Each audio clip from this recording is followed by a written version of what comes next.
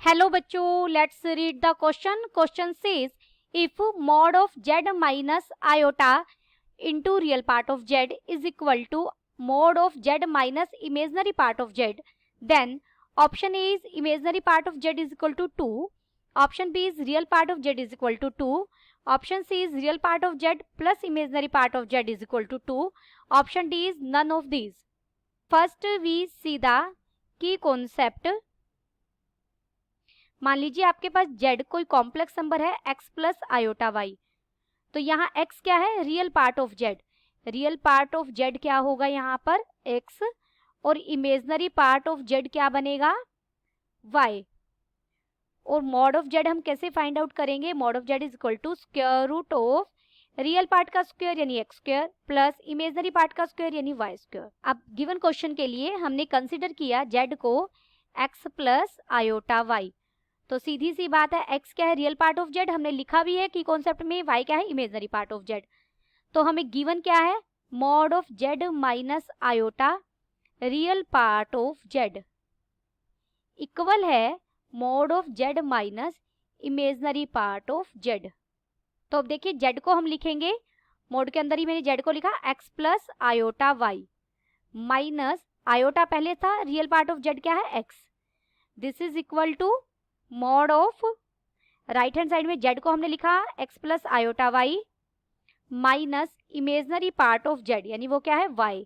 और मोड अगर दो क्वांटिटीज का अगर चलिए पहले यहाँ पर रियल पार्ट और इमेजनरी पार्ट को इकट्ठा करता है, ये बन जाएगा x प्लस आयोटा. अगर मैं कॉमन ले लूँ तो y माइनस x, ये इक्वल हो जाएगा x minus y plus iota y के. अगर मॉड ऑफ z1 इक्वल है मॉड ऑफ z2 के, तो उनका स्क्वायर भी इक्वल होगा. देयरफॉर मॉड ऑफ z1 का स्क्वायर इक्वल होगा मॉड ऑफ z2 के स्क्वायर के.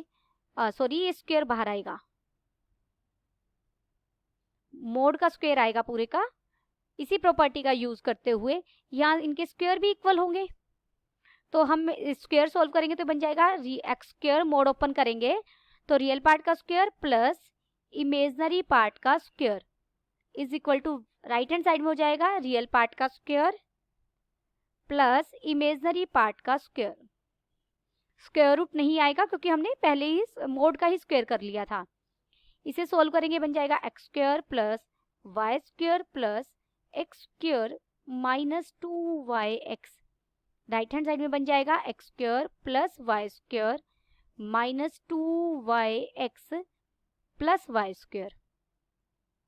तो अब देखिए इस y स्क्वायर से ये y स्क्वायर कट जाएगा, x स्क्वायर से x स्क्वायर कट जाएगा, 2yx से 2yx कट जाएगा, माइनस 2yx से माइनस 2yx कट जाएगा.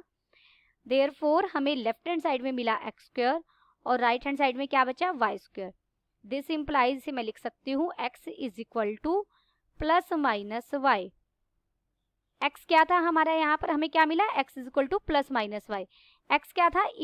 Real part of z equal हो जाएगा plus minus imaginary part of z. लेकिन इससे हम ये नहीं कह सकते कि इमेजनरी पार्ट ऑफ z की वैल्यू 2 होगी या रियल पार्ट ऑफ z की वैल्यू 2 होगी, और या फिर हमारा option third real part of z plus imaginary part of z 2 होगा. कोई भी पहले तीन ऑप्शंस में से कोई भी सही नहीं है, तो ऑप्शन डी सही आ जाएगा. None of these. Option D is correct. Option D is correct. Hope you understood it well. Best of luck.